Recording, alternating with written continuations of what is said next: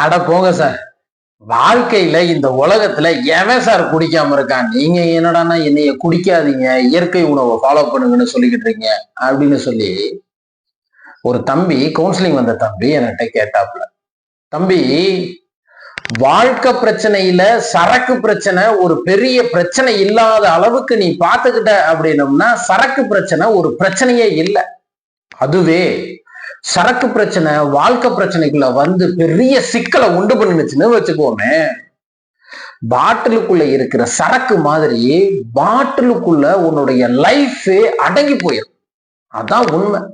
பல பேர் லைஃப் பாட்டிலுக்குள்ளேயே அடங்கி போயிருச்சு.